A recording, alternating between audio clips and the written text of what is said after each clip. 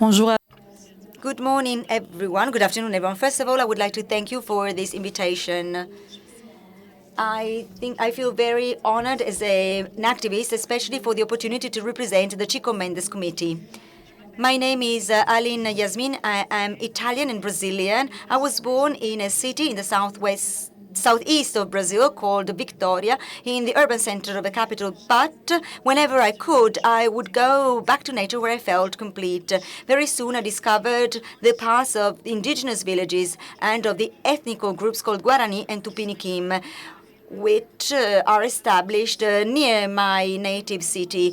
There I understood the importance of traditional people in protecting the environment and their fight for the right to live on their own land, which has always been under threat. The indignation for this constant persecution, but also respect for nature and the ways of living of the forest, have been growing, and I believe that it's possible to be engaged. I also have the opportunity to develop projects and cooperations with them. When I moved to Europe, and specifically in Belgium in 2016, I could see the injustice of unpunished crimes with the news that I heard from Brazil, and so I felt a call to support these communities. Amazon is the greatest symbol of this inequality. I understood that because I lived in a political city like Brussels, I could be heard louder. So I started my protest by myself, and I would take to the streets with signs asking people to express their support for Amazon. That month, a bill would be voted in Brazil, and that made me feel that I wanted to echo their message, even in a foreign country.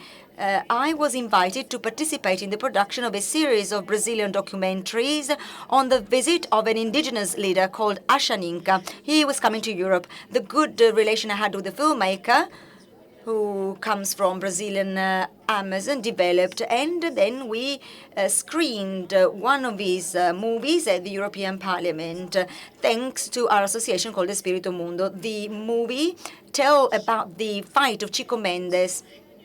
During that meeting, we also had Angela Mendes there. She is the daughter who inherited the fight of indigenous people and of the important leader who was assassinated more than 30 years ago in Brazil.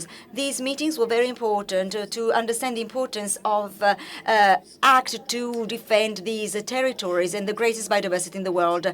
Since then, I've been part of the alliance of the people of the Forest People's Alliance in Europe, together with other people, experts, activists, and supporters of the environmental cause.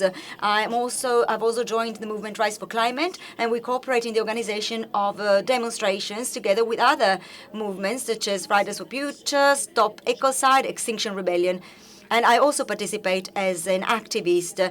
As a producer, an artist, and a curator, I understand that art and culture are very important means to raise awareness and to stimulate active citizenship and environmental engagement with a critical conscience, also in a fun way. That's why our association promotes some film debates, educational concerts, workshops, thematic artist residencies, movies and exhibitions. These are just some of the instruments that we have found to talk about the environment and talk to young people. At the same time, I was also deeply touched by the film that tells the story of the resistance of the forests by Chico Mendes. I've understood the strength that we have when we work together in an alliance. I've realized the strength of working collectively together. And I've also understood the value of young people as guardians of the future of humanity. It's very important to prepare them for this role. A peacemaker who, through a union, he managed to develop a method where everybody joins forces to fight against their opposers and convince them to put down their weapons. We need to explain that a cut forest cannot ensure the existence of people. The we need to take care of our planet. Amazon is a fundamental element, and every one of us is responsible for its protection. But then a war actually started. Chico Mendes was therefore murdered because he was becoming stronger and stronger. His voice was becoming louder. And he stated, in the beginning, I thought that I was fighting to save the rubber trees. And then I realized that I was fighting to save the Amazon forest. Now I realize I'm fighting for mankind, for humanity. He was stifled on December 22nd, 1988. Instead of weakening the fight of people, the death of Chico actually strengthened it. And this is mainly due to the international pressure. He was already internationally renowned. He had already obtained in 1987 the Global 500 Award from the UN for his exceptional protection of the environment. After his death, his partners decided to create a committee to expose and to investigate the crime and to continue his fight.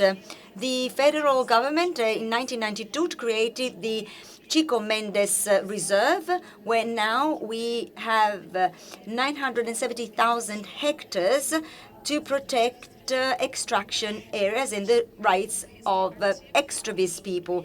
The Chico Mendes Committee is still active. It is now an NGO, and I am a member. Angela Mendes is a president. She makes sure that her father's message is brought forward. One of the main priorities of this organization is making future leaders independent. One of the worries of the murdered activist was written in a letter to young people.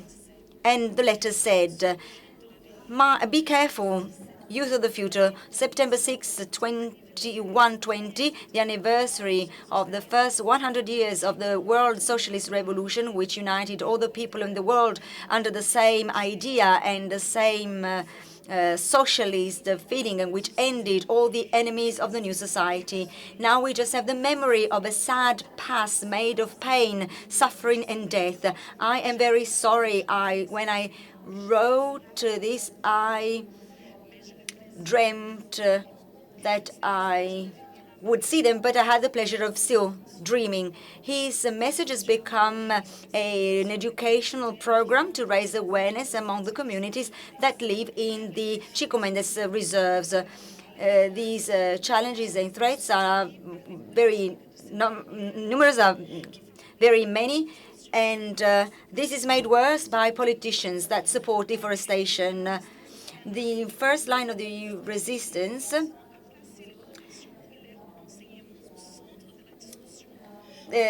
some groups are working out strategies to put people and their teachings at the center of discussions, emphasizing identity. One of the challenges is formal education, financial stability, and the risks linked to the growing criminalization that threatens their life. At the moment, young people represent, according to studies carried out in 2018, about 52% of the population in the Chico Mendes Reserve, out of about 6,000 families. Some children of the old exploiters of caoutchouc often think about livestock farming. They think it is the best opportunity to obtain immediate revenues. However, higher education is not accessible, and it's very difficult to see a professional future. There's also a crisis of identity that involves the young people. These are paradoxes that continue to exist. And this, unfortunately, causes migration towards urban centers. Aware of these problems, Angela Mendes has identified the problem of the exodus of young people and the growing number of invasions within the Chico Mendes Reserve. This is caused by the lack of investments in extractive supply chains and in public policies. there's also a problem of elimination, of cancelling the memory of the history of the fight of these communities. So she is putting forward a new paradigm which places young people at the center of conservation.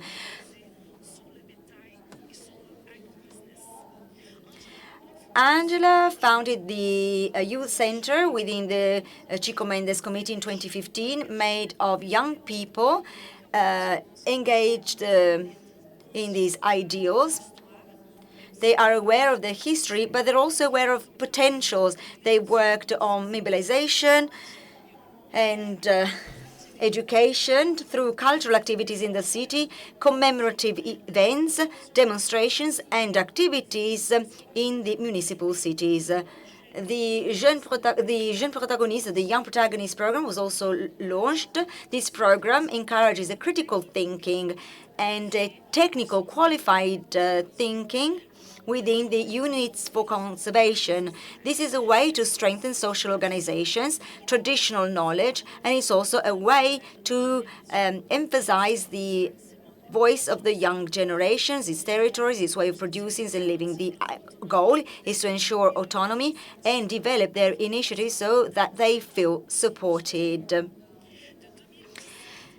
From 2017 to 2020, 90 young multipliers were trained, aged 16 to 29. They always belong in a family that lives in these reserves. Unfortunately, these educational activities had to be stopped due to COVID in 2020, but a new group is resuming the work this year, and they are going to follow an education called Young People Being the Protagonists in the Extractive Reserves of Acre. The program includes 7 modules, 32 hours, and 75 places are available, 50% for women. At the end of the educational program, the participants will be able to produce territorial maps, to organize communities, and strengthen the agricultural and extractive production modes. The class started its work in April 2022. The contents reaffirm the history for a sustainable management of the land. Now, the social education course are based on an active methodology and are based on multiple intelligences. There's also an element of recreation and multidisciplinarity.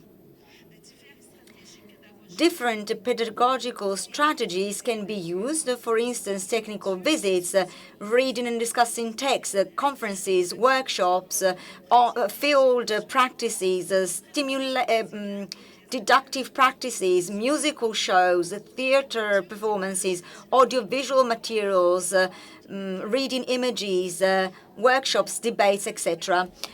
We also encourage the process of communication, artistic education, and popular communication in the form of magazines, murals, theater, radio programs, poetry, music, and dance. This recreational approach is seen as an instrument to ensure independence. And finally, and this is also important, since September 6, 2020, the year mentioned by Chico Mendes in his letter as the time of the revolution of young people, is the day when the Youth of the Future Festival was launched. This was organized by the granddaughter of the activist, Angelica Mendes, which involved young activists from different countries in the festival. And the ideal that is the most urgent one is that the new generations are able to rebuild history with more wisdom, more generosity, and most importantly, with much more love for humanity. This is the most important message that we want to convey, and I am confident I am in the right place to do so.